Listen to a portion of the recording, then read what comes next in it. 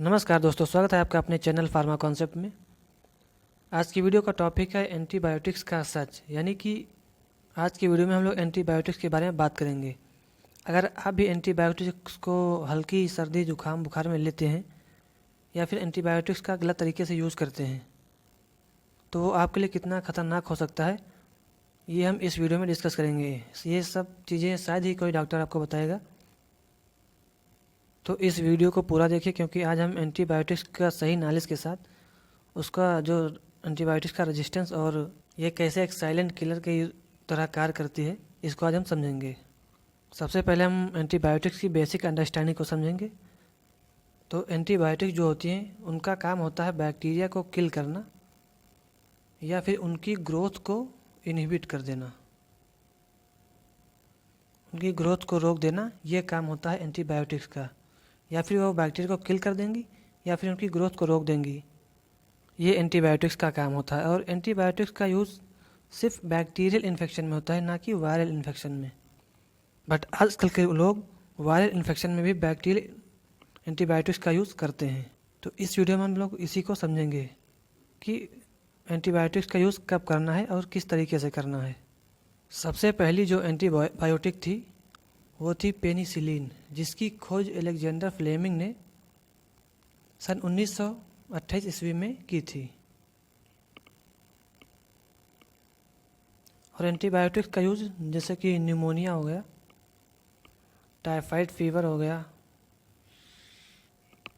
TB में, और कोई स्किन इन्फेक्शन है जैसे कि, या फिर कोई यूरिनरी ट्रैक इन्फेक्शन है, या फिर कोई डेंटल इन्फेक्शन है, इसमें यूज़ किया जाता है। अब समझते हैं एंटीबायोटिक्स के टाइप्स की। तो एंटीबायोटिक्स को कई तरह से क्लासीफाई किया गया है। पहला है कि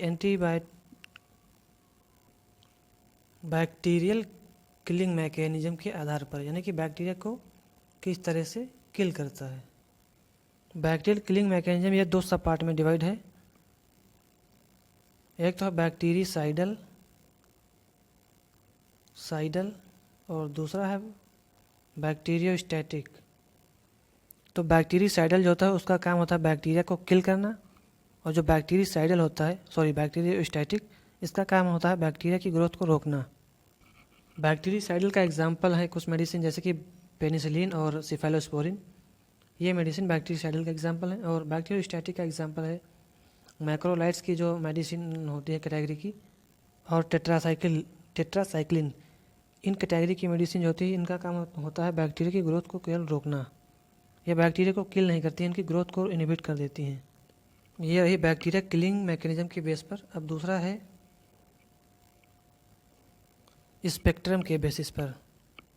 स्पेक्ट्रम के बेसिस पर देखा जाए तो ये भी इसके दो सब पार्ट हैं। पहला है नैरो स्पेक्ट्रम और दूसरा है ब्रॉड स्पेक्ट्रम। तो नैरो स्पेक्ट्रम कैटेगरी की जो मेडिसिन होती हैं एंटीबायोटिक्स मेडिसिन, इनका काम होता है कि केवल एक ही टाइप के बैक्टीरिया को किल करना। इसका एग्जांपल जैसे कि पेनिसिलिन जी है, तो इसका काम केवल ग्राम पॉजिटिव बैक्टीरिया को किल करना होता है, उनके लिए केवल इफेक्टिव होती है। यानी कि नैरो स्पेक्ट्रम की एंटीबायोटिक्स केवल एक ही टाइप्स के बैक्टीरिया की ग्रोथ को रोकती हैं या किल करती हैं। बट जो ब्रॉड स्पेक्ट्रम होती हैं ये कई टाइप्स के बैक्टीरिया की ग्रोथ को रोकती हैं। ये कई टाइप्स की बैक्टीरिया ग्रोथ के लिए इफेक्टिव होती हैं। इसका एग्जांपल है एमॉक्सिसिलिन और दूसरा है टेट्रासाइक्लिन। इस क्लास की मेडिसिन, यानी कि ये जो मेडिसिन होती है एक से अधिक टाइप्स के बैक्टीरिया को किल कर सकती है, यानी कि बैक्टीरिया टाइप्स पर असर कर सकती हैं। अब हम लोग जानेंगे एंटीबायोटिक्स के मोड ऑफ एक्शन, यानी कि मैकेनिज्म ऑफ एक्शन, यानी कि ये काम कैसे करती हैं। मेनली देखा जाए तो एंटीबायोटिक्स जो होती हैं वो बैक्टीरिया की किसी ज़रूरी प्रोसेस को टारगेट करती हैं, जैसे कि सेल वॉल सिंथेसिस को रोक देना। बैक्टीरिया के सेल वॉल सिंथेसिस को रोक देने से सेल उसकी सेल का फॉर्मेशन नहीं होगा, तो वो फिर अपनी संख्या में मल्टीप्लिकेशन नहीं कर पाएगा और धीरे धीरे वो नष्ट हो जाएगा। और दूसरा है प्रोटीन सिंथेसिस को रोकना, या फिर उसको प्रोटीन सिंथेसिस को रोक देना। प्रोटीन सिंथेसिस नहीं होगी तो धीरे धीरे उसकी ग्रोथ रुक जाएगी, जिससे उसको एनर्जी मिलती है और अपनी संख्या में ग्रोथ करता है। तो वो प्रोटीन ही जब नहीं मिलेगी तो उसको वो अपनी संख्या में ग्रोथ नहीं कर पाएगा। और नेक्स्ट है डीएनए रेप्लिकेशन को रोकना। और फोर्थ नंबर है फोलिक एसिड सिंथेसिस को रोकना। इन तरीक़ों से एंटीबायोटिक्स वर्क करती हैं, या फिर वो सेल वॉल सिंथेसिस को रोक देती हैं, या फिर प्रोटीन सिंथेसिस को रोक देती हैं, या फिर डीएनए रेप्लिकेशन को रोक देती हैं, या फिर फोलिक एसिड सिंथेसिस को इनहिबिट कर देती हैं। इन 4 तरीक़ों से एंटीबायोटिक्स वर्क करती हैं। बट आजकल एंटीबायोटिक्स का मिसयूज़ बहुत हो रहा है।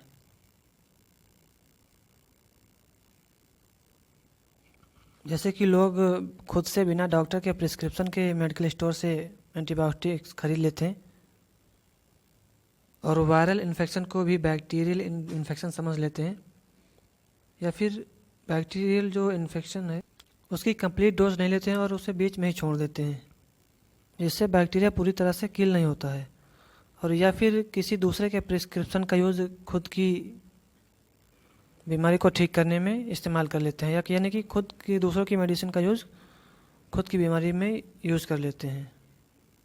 इस तरीके से एंटीबायोटिक्स का बहुत मिसयूज़ देखने को आजकल मिल रहा है, जो कि हमारे लिए बहुत ही ख़तरनाक है। जैसे कि कोई बार बार या फिर एक ही एंटीबायोटिक्स का बार बार यूज़ कर रहा है और वो भी गलत तरीके से यूज़ कर रहा है, तो इससे बैक्टीरिया मैच्योर हो जाते हैं और फिर आगे जाके बैक्टीरिया को उस मेडिसिन से उससे कोई फ़र्क नहीं पड़ेगा, जिससे अगली बार जब भी कोई इन्फेक्शन होगा तो उस मेडिसिन से वो ठीक नहीं होगा। फिर उसके लिए एक अलग स्ट्रॉन्गर उससे मेडिसिन एंटीबायोटिक लेनी पड़ेगी, जिसके बहुत सारे साइड इफ़ेक्ट भी होंगे। जितनी ज़्यादा स्ट्रॉन्ग मेडिसिन होगी उससे उतने ज़्यादा साइड इफ़ेक्ट होंगे।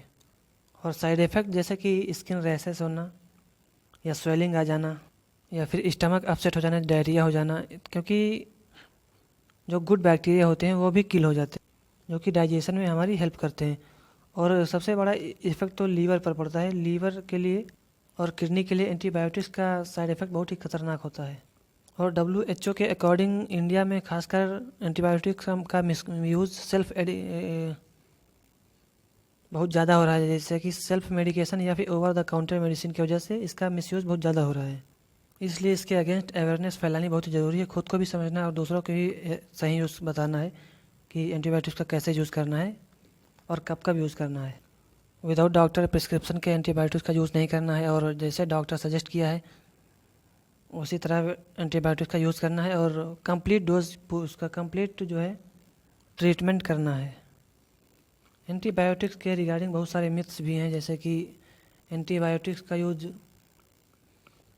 हर बुखार में किया जाता है, जबकि ऐसा बिल्कुल भी नहीं। डिपेंड करता है वो फीवर कैसा है, वायरल फीवर है या फिर बैक्टीरियल इन्फेक्शन की वजह से हुआ है। तो अगर वायरल फीवर है तब एंटीबायोटिक्स का यूज़ बिल्कुल नहीं करना है। और दूसरा मिथ ये भी है कि एंटीबायोटिक्स का अगर सिम्टम्स कम हो जाते हैं तो उसका यूज़ करना बंद कर देते हैं, जबकि ऐसा नहीं करना चाहिए। अगर ऐसा करते हैं तो उससे बैक्टीरिया रेजिस्टेंस हो जाएगा, जिससे कि वो फिर आगे चल के वो दवा आपको असर नहीं करेगी। उसके लिए फिर हाई एंटीबायोटिक आपको आगे लेना पड़ेगा। और मिथ ये भी है कि एंटीबायोटिक से इम्यूनिटी बढ़ती है। बहुत लोग ऐसा भी सोचते हैं, जबकि एंटीबायोटिक से इम्यूनिटी का कोई लेना देना नहीं है। तो ये सारी अफवाहें लोगों ने फैला रखी, जबकि ऐसा नहीं है। अगर आप भी एंटीबायोटिक्स का गलत इस्तेमाल कर रहे हैं तो सावधान हो जाएं और अपनी फैमिली को भी बताएं कि एंटीबायोटिक्स का गलत तरीके से यूज़ नहीं करना है। जब भी कोई आपको सर्दी जुकाम बुखार खांसी हो तो उसको पहले डॉक्टर से इलाज कराएं। अगर डॉक्टर बोल रहा है वायरल इन्फेक्शन है या जो भी इन्फेक्शन है, अगर वायरल इन्फेक्शन तो एंटीबायोटिक का यूज़ नहीं करना है।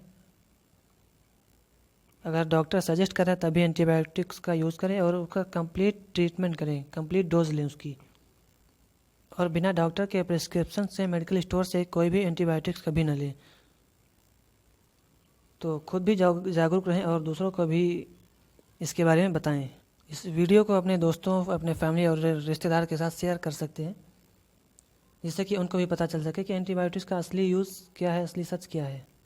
तो आज के वीडियो में इतना ही। अगर ये वीडियो आपके लिए हेल्पफुल लगा हो तो वीडियो को लाइक कमेंट शेयर करें और अपने चैनल फार्मा को सब्सक्राइब करना बिल्कुल मत भूलें। मिलते हैं नेक्स्ट वीडियो में किसी नए टॉपिक के साथ। Thank you.